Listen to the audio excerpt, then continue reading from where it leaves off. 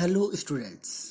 तो आज हम कोऑर्डिनेशन कंपाउंड का नेक्स्ट हेडिंग पढ़ने जा रहे हैं, that is Werner's theory of coordination compound. Werner theory actual में this is not David Warner. कई लोगों को लग रहा होगा मैं डेविड वार्नर के बारे में बात कर रहा हूँ जो ऑस्ट्रेलिया के हैं, but this is Alfred Werner. In 1893 इसने एक थ्योरी दी थी कोऑर्डिनेशन कंपाउंड के बारे में, which explain the bonding in coordination compound. Coordination compound के बॉन्डिंग को एक्सप्लेन किया था, यानी कोऑर्डिनेशन कंपाउंड के बारे में बताया था। तो इसलिए उसके नाम से, इस वार्नर के नाम से इस थ्योरी का नाम Warner theory of coordination compound रखा गया। तो जो अल्फ्रेड वार्नर थे ये स्विस केमिस्ट थे, स्विट्जरलैंड के रहने वाले थे, और 1913 में ही won Nobel prize proposing octahedral configuration of transition metal complex. जो ट्रांजिशन मेटल कॉम्प्लेक्स होते हैं उसका ऑक्टाहेड्रल कॉन्फ़िगरेशन को प्रपोज करने के लिए, बताने के लिए इनको 1913 में नोबेल प्राइज मिला।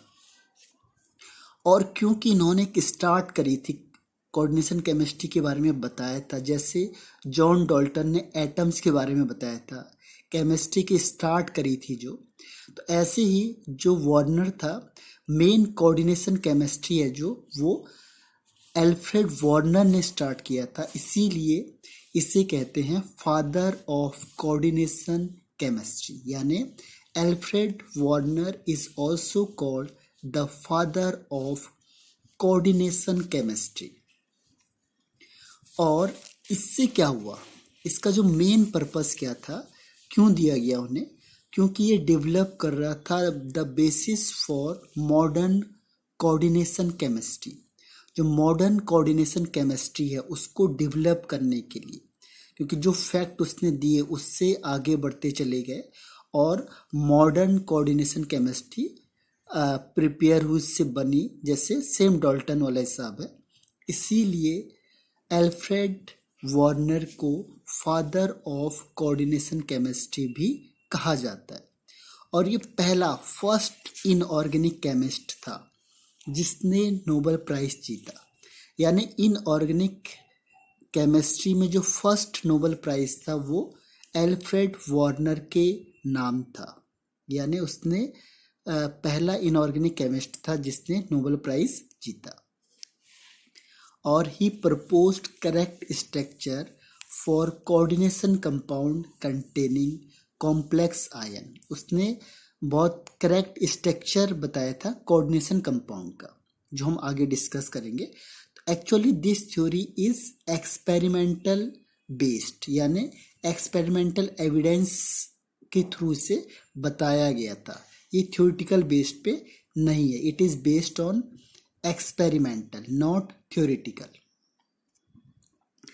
तो जनरली इसने जो कंपाउंड लिया था दैट इज COCl3 और 6NH3 मिक्सिंग बाई AgNO3 से आगे मिक्स करते हैं। पहले मेन कंपाउंड इज COCl3.6HCl, इसे हम आगे डिस्कस करेंगे।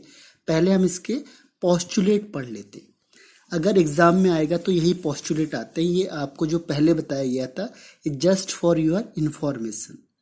जो मेन है वो अब स्टार्ट होता है, जो इसने मेन ऑब्जर्वेशन करके जो मेन कंक्लूजन निकाला उसने, वो ये है। तो यहाँ से आपका मेन वार्नर थ्योरी स्टार्ट होती है। पहला, central metal ion possess 2 type of valency. उसने कहा था जो सेंट्रल मेटल होता है, जो ट्रांजिशन मेटल्स होते हैं, इसमें 2 तरीके की वैलेंसी होती है। First is primary valency and second is secondary valency. Primary valency and secondary valency. अब हमने क्या किया, पॉइंट में लिखने के बजाय मैंने इसे सेपरेट कर दिया, अलग अलग पॉइंट के बेस पे इसको, ये सारे पोस्टुलेट्स हैं इसके। सेकंड क्या है कि जो प्राइमरी वैलेंसी है वो सेटिस्फाई होती है नेगेटिव चार्ज से ही, जैसे Cl minus, Br minus, OH minus. Oxidase जो प्राइमरी वैलेंसी है वो नेगेटिव चार्ज से ही सेटिस्फाई होती है, जैसे Cl, OH, Br, यानी जो भी नेगेटिव चार्ज होगा इसी से सेटिस्फाई होगी। But secondary valency is satisfied by negative charge as well as molecule जैसे NH3 is molecule which have no charge, H2O is molecule, CO, NO ये molecule है जिसमें कोई चार्ज नहीं होता है, लेकिन फिर भी ये सेटिस्फाई कर रही है। That is called secondary valency, यानी secondary valency is satisfied by negative charge as well as molecule. Next is directional. Directional में primary valency is non directional, ये किसी भी डायरेक्शन में नहीं होती है, बिकॉज ये आयनिक होती है। आयन का कोई भी डायरेक्शन नहीं होता है, कोई भी फिक्स शेप नहीं होता है। But secondary valency is directional, इसका फिक्स शेप होगा। It is directional. डायरेक्शनल का मतलब फिक्स शेप्ड, और नॉन डायरेक्शनल मतलब कोई भी फिक्स शेप नहीं होता है, किधर भी लग जाएगा। और जहाँ फिक्स शेप होता है this is a fixed geometry, यानी फिक्स शेप हो जाएगा, फिक्स डायरेक्शन हो जाएगा। तो secondary valency is directional while primary valency is non directional. Ionisable यानी आयंस में टूटना, तो प्राइमरी वैलेंसी इज आयोनाइजेबल यानी ये आयंस में टूट जाती। हमें पता है आयंस का कोई भी स्ट्रक्चर फिक्स नहीं होता, because it has ions. And second is secondary valency is non ionisable, ये आयंस में ब्रेकडाउन नहीं होती है। इस तरीके से जो हम ब्रैकेट के अंदर लिखते हैं, दिस इज नॉट आयोनाइजेबल, ये ब्रैकेट के अंदर लिखा जाता है और ये ब्रैकेट के बाहर है, ये बाहर है कोई भी आयंस, तो ये जल्दी से ब्रेक डाउन हो जाएगा, आयंस में टूट जाएगा। लेकिन ये आयंस में नहीं टूटता। इसको डेजिग्नेटेड करते हैं एज ऑक्सीडेशन स्टेट। आपने देखा होगा ऑक्सीडेशन स्टेट +1, +2, +3। तो दिस इज प्राइमरी वैलेंसी यानी oxidation state of central metal atom. And secondary valency is also called coordination number. Coordination number means secondary valency and oxidation state means primary valency. Geometry not explain, क्योंकि ये non directional है तो ये geometry को explain नहीं करती, इसका geometry से कोई मतलब नहीं है। लेकिन सेकेंडरी वैलेंसी इज डायरेक्शनल, तो डायरेक्शनल की वजह से इट कैन एक्सप्लेन। कैसे? अगर मैंने कहा coordination number is 4 means square planar या tetrahedral, and if coordination number is 6 means octahedral. This is fixed क्योंकि डायरेक्शनल है, डायरेक्शन की वजह से इसकी ज्योमेट्री या शेप फिक्स होता है। Next one is denoted by dotted line. इसको ध्यान रखना, अगर स्पेस में डॉटेड लाइन है means primary valency, and dash line सीधी लाइन है तो it is secondary valency. Last है प्लेस्ड इन, इसे कहाँ पे रखते हैं तो inside as well as outside of coordination sphere, यानी कोऑर्डिनेशन स्पेयर के अंदर और बाहर दोनों जगह हो सकता है। लेकिन जो सेकेंडरी वैलेंसी होती है ये always inside the coordination sphere, ये हर हमेशा कोऑर्डिनेशन स्पेयर के अंदर ही रहेगी। तो इस तरीके से इसमें 8 पॉइंट है, तो ये आपको लर्न करने हैं। अब मैं एग्जाम्पल के थ्रू आपको एक्सप्लेन करता हूँ। क्योंकि मैंने आपको पहले ही बताया था दिस इज एक्सपेरिमेंटल बेस्ड। तो एक्सपेरिमेंटल बेस्ड में क्या है कि उसने क्या किया, CO कोबाल्ट क्लोराइड इसको लिया और इसमें NH3 मिक्स किया, 6 NH3। तो उसने देखा कि ये जो कंपाउंड बना CONS3 का होल 6 Cl3। तो इसमें एक्सपेरिमेंट किया, उसने देखा कि क्या क्या हो सकता है, ऑक्सीडेशन स्टेट क्या है। Oxidation state means primary valency. और कोऑर्डिनेशन नंबर क्या होगा, दैट इज सेकेंडरी वैलेंसी। कितने नंबर ऑफ आयंस मुझे मिलेंगे अगर मैं इसे वाटर में डालूंगा, तो इससे हमें आयोनाइजेबल और नॉन आयोनाइजेबल का पता चलेगा और इसका स्ट्रक्चर कैसे बनेगा। तो आपको मैंने कहा था जो ब्रैकेट के अंदर होता है that is secondary valency and it's direction is fixed. Coordination number is 6 means octahedral. तो ये ऑक्टाहेड्रल बन गया। आपने देखा होगा CONS3 स्क्वायर है, एक ऊपर NH3 और एक नीचे NH3। This is octahedral.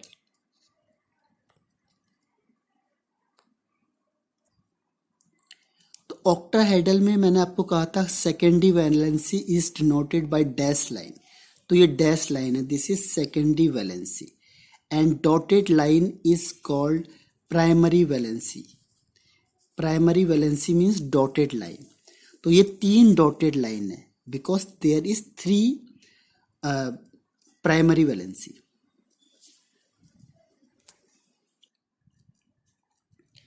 तो 3 dotted line 1, 2 and 3 means 3 primary valency are there and 6 coordination number 1, 2, 3, 4, 5 and 6।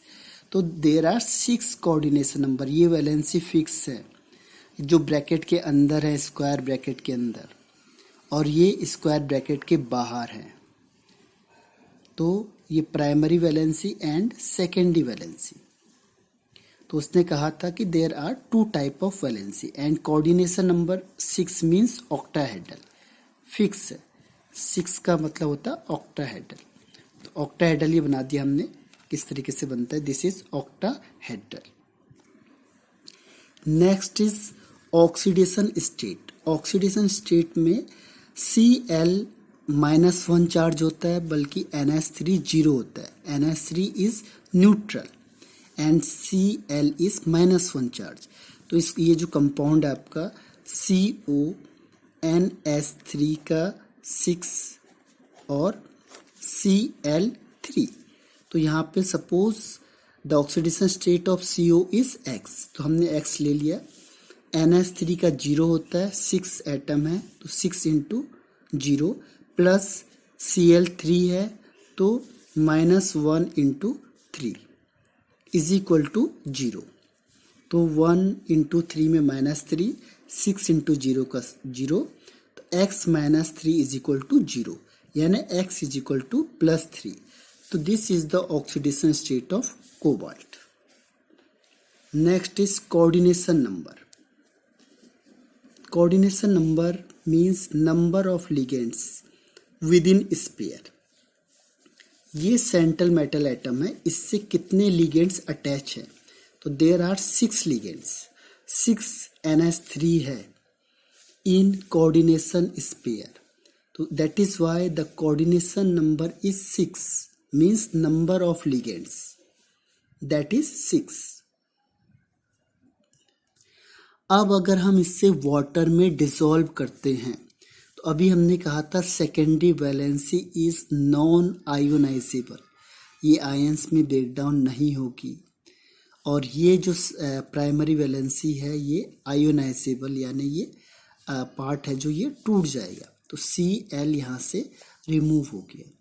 तो 3 Cl हैं तो 3 Cl माइनस और एक ये पूरा ग्रुप, तो ओवरऑल इज 4, 3 + 1 4। तो देयर आर 4 आयंस।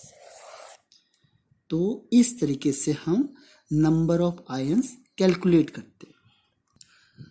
अब सेकंड स्टेप में वार्नर ने क्या किया कि NH3 के 5 ही मॉलिक्यूल को रखे केवल। पहली बार में 6 रखा था, अब एक मॉलिक्यूल उसने NH3 का कम कर दिया बिकॉज ऑफ एक्सपेरिमेंट। उसने देखना चाहता था होता क्या, एक्चुअल में इसका कलर सारी चीज़ें चेंज होती है, वो हम आगे डिस्कस करेंगे। तो ये COCl3 + 5 NH3 gives CONS3 5 Cl और Cl2 बाहर। तो ये वाला कंपाउंड बना हुआ आपका CONH3 whole 5 Cl bracket close Cl2। इसमें हमें वही फाइंड आउट करना है, oxidation state, coordination number, number of ions in water and its structure. तो सबसे पहले हम उसका स्ट्रक्चर बनाते हैं। अब स्ट्रक्चर में क्या है, देखो CO NH3 के 5 है तो 1 2 3 4 and 5 and there are 1 Cl in square bracket. एक Cl है तो हमने यहाँ पे एक Cl दिखाना पड़ेगा हमें, तो मतलब coordination number is 6 means octahedral. तो ये ऑक्टाहेड्रल है, ये आपने पहले भी देखा होगा। लेकिन यहाँ पे ये चीज़ ध्यान रखना कि 3 हमारे पास ऑक्सीडेशन स्टेट है, यानी प्राइमरी वैलेंसी है। एक ये Cl, दूसरा ये Cl और तीसरा ये Cl। यानी कि इसने एक कंक्लूजन ये देखा कि जो Cl है ये दोनों तरीके की वैलेंसी को पजेस कर सकता है। सेकेंडरी वैलेंसी क्योंकि इस अंदर है, ब्रैकेट के अंदर है, और प्राइमरी वैलेंसी क्योंकि ये ऑक्सीडेशन स्टेट को भी डिसाइड कर रहा है। जो कोबाल्ट है उसका ऑक्सीडेशन स्टेट आएगा +3। क्यों? क्योंकि तीनों Cl इसमें पार्टिसिपेट करेंगे। यानी कि उसने फाइनली एक और कंक्लूजन ये निकाला कि एक एटम दोनों तरीके की वैलेंसी को पजेस कर सकता है। और ये ऑक्टाहेड्रल स्ट्रक्चर बना इसका। इसके आगे देखें ऑक्सीडेशन स्टेट। अभी मैंने कहा था आपको, जैसे मैंने कहा CONH3 का 5 Cl और यहाँ पे Cl2। तो ये वाला जो Cl है जो सेकेंडरी वैलेंसी बना रहा है, दैट इज लिगेंड्स, ये ऑक्सीडेशन स्टेट को भी डिफाइन करेगा, डिटरमाइन करेगा। तो देखो 5 × 0, क्योंकि 5 NH3 है तो 5 × 0, क्योंकि NH3 का ऑक्सीडेशन स्टेट 0 होता है। बट देयर आर 3 Cl, तो 3 × -1 इज इक्वल टू 0। तो ये तीनों के तीनों Cl यहाँ पे डिसाइड कर रहे हैं। ये तीनों के तीनों Cl, अभी कहा था मैंने 2 Cl ये और एक ये, तो जो ये एक Cl है ये भी ऑक्सीडेशन स्टेट को डिसाइड करता है। इसीलिए यहाँ पे उसने कंक्लूजन देखा कि ये जो Cl है जो इसके अंदर है ये कोऑर्डिनेशन नंबर को भी बता रहा है और ऑक्सीडेशन स्टेट को भी डिटरमाइन कर रहा है। यानी प्राइमरी वैलेंसी को भी और सेकेंडरी वैलेंसी दोनों को डिटरमाइन कर सकता है। It is possible. और यहाँ पे ऑक्सीडेशन स्टेट कितना होगा, 3 × -1 मीन्स -3, तो x इज इक्वल टू +3, यानी कोबाल्ट का oxidation state is +3। Next is coordination number. Coordination number में क्या है कि जितने लिगेंड्स प्रेजेंट होते हैं विद इन द स्फीयर, ये मेटल है, ध्यान रखना है, ब्रैकेट के बाद जो भी आएगा दैट इज मेटल एटम। तो मेटल के बाद इसमें 5 + 1 यानी total 6 ligands is there, means coordination number is 6। And last one is number of ions in water. अब वाटर में डालेंगे तो क्या होगा, वाटर में डालने पे आपको मैंने स्टार्ट में बताया था ये जो स्पेयर वाला पार्ट है ये कभी भी आयोनाइज नहीं होता ब्रैकेट में, because secondary valency is not ionisable, ये आयंस में नहीं टूटेगा। तो केवल ये ही Cl बाहर निकलेगा, 2 Cl- और एक ग्रुप ये। तो इसमें क्या होगा यहाँ पे 2+, तो overall 3 ions is there, 1 ions and 2, 2 + 1 means 3 ions are there. तो उसने ये ऑब्जर्व किया कि इसमें 3 आयंस हैं, तो इसका मतलब ये वाला पार्ट ब्रेक डाउन नहीं हो रहा है। इसीलिए उसने जो कंक्लूजन निकाला था वो मैंने आपको पहले एक्सप्लेन कर दिया, और एक्सपेरिमेंट को मैं आपको बाद में बता रहा हूँ। फिर उसने तीसरा एक्सपेरिमेंट किया, ये एक्सपेरिमेंट नंबर 3। अब उसने एक NH3 फिर कम कर दिया, पहले 6 लिए थे, फिर 5 और अब 4NH3 लिए उसने, फिर उसने COCl3 प्लस 4NH3 कंबाइन करवाया, तो उसने देखा CONH3 का 4 Cl2 Cl बना। फिर उसने सारी चीज़ें डिटरमाइन करी, oxidation state, coordination number, number of ions and structure. तो देखेंगे one by one. First is structure. अब देखो इसमें क्योंकि जो CO है, इस CO के साथ कितने Cl हैं, 2 Cl अंदर हैं, तो दोनों के दोनों सेकेंडरी वैलेंसी को भी डिटरमाइन कर रहे हैं और प्राइमरी वैलेंसी को भी डिसाइड कर रहे हैं, क्योंकि ये ऑक्सीडेशन स्टेट भी बताएंगे और कोऑर्डिनेशन नंबर भी डिटरमाइन करेंगे। इसीलिए हमने इसे दोनों लाइन से दिखाया, डैश लाइन और डॉटेड लाइन से। एक Cl है जो नॉन डायरेक्शनल होता है because this is primary valency and we know that primary valency is non directional. आप इसे कहीं भी लगा सकते हो, यहाँ आप इधर भी कर सकते हो, आप इसे कर सकते हो, यहाँ कर सकते हो, because this is non directional, इसका कोई डायरेक्शन है ही नहीं। तो ये यहाँ है, हो सकता है ये इधर आ जाए, हो सकता है यहाँ आ जाए, तो it's direction is not fix, hence primary valency could can not decide the structure of any molecule, क्योंकि वो फिक्स नहीं है। और secondary valency is directionally fix है, और अगर ये फिक्स है तो ये किसी भी कंपाउंड के शेप को डिटरमाइन करेगा बिकॉज इट इज डायरेक्शनल। हमने पहले ही इसके पोस्टुलेट पढ़ चुके हैं। फिर ऑक्सीडेशन स्टेट, ऑक्सीडेशन स्टेट में 4NH3 है तो 4 इंटू 0 और 3 Cl है 1 2 3, तो 3 into -1 is equal to 0, x minus 3 is equal to 0, तो x इज इक्वल टू +3, यानी यहाँ पे भी जो CO है, कोबाल्ट है, उसका ऑक्सीडेशन स्टेट +3 आया, सेम आया। नेक्स्ट है कोऑर्डिनेशन नंबर। कोऑर्डिनेशन नंबर हर हमेशा हम इस स्क्वायर के ब्रैकेट के बीच में देखते हैं। कोबाल्ट में कितने लिगेंड्स अटैच हैं, तो 4NH3 के हैं और 2 Cl के हैं, तो 4 + 2 मीन्स 6, तो there are 6 ligands. Hence, the coordination number is 6 because 6 ligands are attached to central metal atom. इसी को हमने सेकेंडरी वैलेंसी बोला। Secondary valency means coordination number, that is 6। अब अगर हम इसे वाटर में डिसॉल्व करते हैं तो क्या होगा, तो वाटर में डिसॉल्व करने पे ये जो स्पेयर वाला पार्ट है ये ब्रेक डाउन नहीं होता है, ये एज इट इज रहेगा। अब केवल एक Cl बाहर है तो एक Cl माइनस ही यहाँ से रिलीज होगा, एक Cl माइनस है तो यहाँ पे एक प्लस आएगा, तो एक आयंस ये हो गया और एक आयंस ये हो गया, यानी ओवरऑल 2 आयंस इज देयर।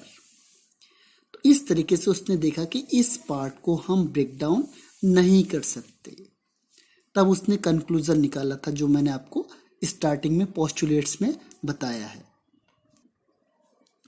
फिर उसने एक्सपेरिमेंट किया, अब की बार फिर उसने क्या किया, एक NH3 फिर कम कर दिया, अब उसने 3NH3 लिया है, तो COCl3 plus 3NH3 gives CONH3 का होल थ्राइस Cl3। अब ये पूरे ब्रैकेट के अंदर आ गए, स्क्वायर ब्रैकेट के। तो अब इसमें क्या होगा कि 2 तरीके के स्ट्रक्चर बन रहे हैं। Structure first NH3 NH3 NH3 और Cl Cl Cl। अब ये जो Cl हैं ये दोनों तरीके की वैलेंसी डिसाइड कर रहे हैं, तो इसलिए यहाँ पे डैश लाइन और डॉट दोनों से इसे डिनोट किया हुआ है। मैंने आपको पहले बताया था कि एक एलिमेंट दोनों वैलेंसी शो कर सकता है, ये ऑक्टाहेड्रल बन गया। तो इस तरीके से जो Cl है ये ऑक्सीडेशन स्टेट को भी डिसाइड कर रहा है और कोऑर्डिनेशन को भी डिसाइड कर रहा है, तो इसलिए इसके लिए दोनों लाइंस हैं, डैश लाइन भी और डॉट लाइन भी।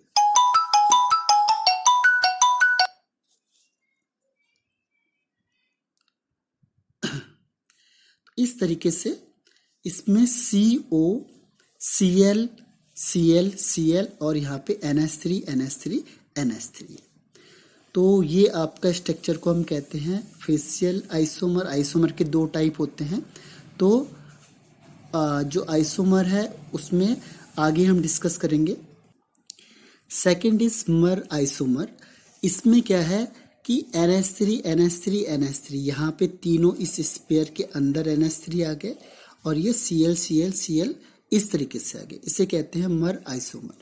तो इस कंडीशन में जो Cl है, ये Cl में हमने दोनों लाइन से डिनोट किया है, डैश बी और dot B, because Cl decide या determine coordination number as well as oxidation number.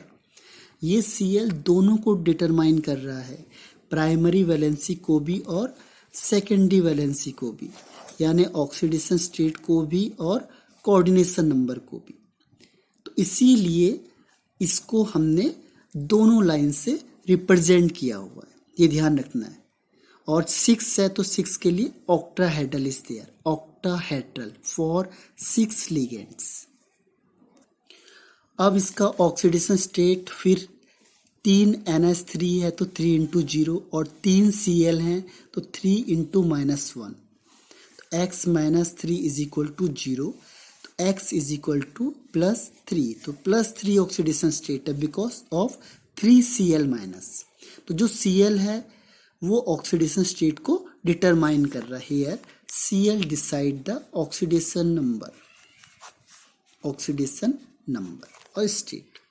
And in second case यहाँ पे कोऑर्डिनेशन नंबर CONH3 का होल थ्राइस Cl3, तो NH3 के 3 और Cl के भी 3 है, तो 3 + 3 इज इक्वल टू 6।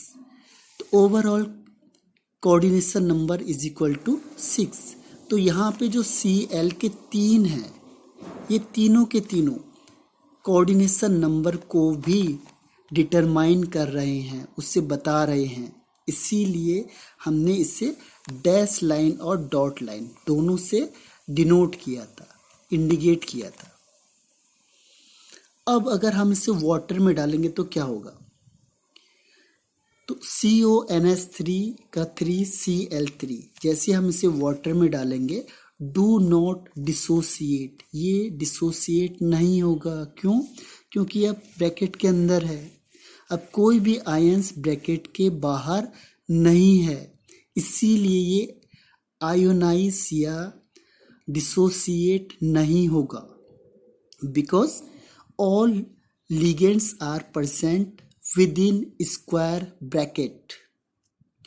तो इस तरीके से उसने कंक्लूजन निकाला कि दिस इज नॉन आयोनाइजेबल, ये आयोनाइज नहीं हो सकता। And determine secondary valency, this is directional, क्योंकि ये डायरेक्शन को दिखा रहा है। And this is also called coordination number of central metal atom. इस तरीके से उसने से कंक्लूजन निकाला। फिर उसने देखा एक NH3 फिर कम कर दिया उसने, COCl3 + 2 NH3। अब देखा इसने रिएक्शन नहीं हो रही है, दिस इज नॉट पॉसिबल, ऐसा नहीं हुआ। क्या रीज़न हुए कि जो 2 NH3 COCl3 के साथ कंबाइंड नहीं हुए, ये कॉम्प्लेक्स कंपाउंड नहीं बना पाए, तो ये कंपाउंड नहीं हुआ। तो इस तरीके से उसने सारे ऑब्जर्वेशन किए और उस ऑब्जर्वेशन के बेस पे उसने जो पोस्टुलेट दिया है, that is most important. And finally, what is the drawbacks of Warner theory? Warner theory के ड्रॉबैक्स क्या थे? वो क्या क्या चीज़ों को नहीं बता पाया। एक्चुअल में उसने एक बहुत अच्छी शुरुआत करी थी कोऑर्डिनेशन कंपाउंड के बारे में बता के। उसने बॉन्डिंग बताई, उसने आयोनाइजेशन पावर बताई, सेकेंडरी एंड प्राइमरी वैलेंसी को एक्सप्लेन किया, लेकिन किसी जगह पे वो नहीं कर पाया एक्सप्लेन। तो कौन कौन सी ऐसी चीज़ है जिसे वो एक्सप्लेन नहीं कर पाया? इसमें first one is it does not explain why only certain elements form coordination compound. केवल कुछ ही एलिमेंट कोऑर्डिनेशन कंपाउंड क्यों फॉर्म करते हैं, हर कोई क्यों नहीं करता। इस चीज को वार्नर एक्सप्लेन नहीं कर पाया, वो बता ही नहीं पाया ऐसी कौन सी रीजन है या कौन से ऐसे एलिमेंट है जो कोऑर्डिनेशन कंपाउंड बना सकते हैं, बाकी क्यों नहीं बना सकते। He could not explain. Second point जो उसने नहीं बता पाया कि explain why the bond in coordination compound have directional properties. अभी हमने कहा था जो सेकेंडरी कोऑर्डिनेशन नंबर होते हैं वो डायरेक्शनल होते हैं, उस शेप या ज्योमेट्री को डिसाइड करते हैं। लेकिन कौन से ये क्यों करते हैं, ही कुड नॉट एक्सप्लेन कि ये डायरेक्शनल क्यों हैं और दूसरे वाले प्राइमरी वैलेंसी वाले डायरेक्शनल नहीं हैं तो क्यों नहीं हैं। यानी कि जो कोऑर्डिनेशन कंपाउंड होते हैं जनरली डायरेक्शनल प्रॉपर्टीज को शो करते हैं, तो व्हाई ऐसा क्या है कि ये डायरेक्शनल होते हैं, ये फिक्स्ड ज्योमेट्री शो करते हैं। He could not explain about it. And last one is he could not explain the color, magnetic property and optical properties of complexes। कि मैग्नेटिक प्रॉपर्टी और ऑप्टिकल प्रॉपर्टी और colour अभी हम discuss करेंगे आगे कि जितने भी हमने कंपाउंड बनाए इसके अलग अलग कलर आते हैं। ऐसा क्यों होता है, दे शो डिफरेंट कलर। कोई ग्रीन कलर है, एक्चुअल में जो कोऑर्डिनेशन है ये पिगमेंट के ही बेस पे था। प्रूशियन ब्लू जो पहला कंपाउंड बना था दैट इज कलर्ड। तो जनरली जितने भी कोऑर्डिनेशन कंपाउंड होते हैं ये कलर्स शो करते हैं। क्यों करते हैं, what is the reason behind this.